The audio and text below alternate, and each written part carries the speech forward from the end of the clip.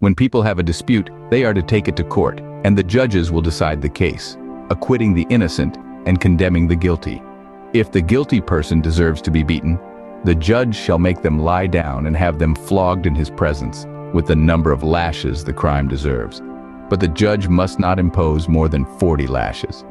If the guilty party is flogged more than that, your fellow Israelite will be degraded in your eyes. Do not muzzle an ox while it is treading out the grain.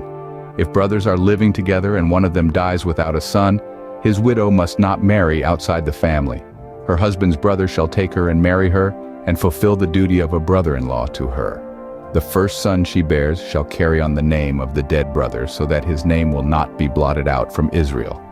However, if a man does not want to marry his brother's wife, she shall go to the elders at the town gate and say, "My husband's brother refuses to carry on his brother's name in Israel. He will not fulfill the duty of a brother-in-law to me." Then the elders of his town shall summon him and talk to him. If he persists in saying, "I do not want to marry her," his brother's widow shall go up to him in the presence of the elders, take off one of his sandals, spit in his face and say, "This is what is done to the man who will not build up his brother's family line." That man's line shall be known in Israel as the family of the unsandaled. If two men are fighting and the wife of one of them comes to rescue her husband from his assailant, and she reaches out and seizes him by his private parts, you shall cut off her hand. Show her no pity.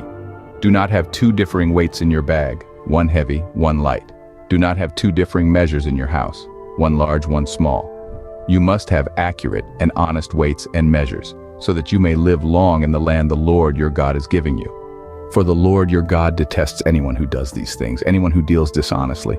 Remember what the Amalekites did to you along the way when you came out of Egypt. When you were weary and worn out, they met you on your journey and attacked all who were lagging behind. They had no fear of God. When the Lord your God gives you rest from all the enemies around you in the land he is giving you to possess as an inheritance, you shall blot out the name of Amalek from under heaven. Do not forget.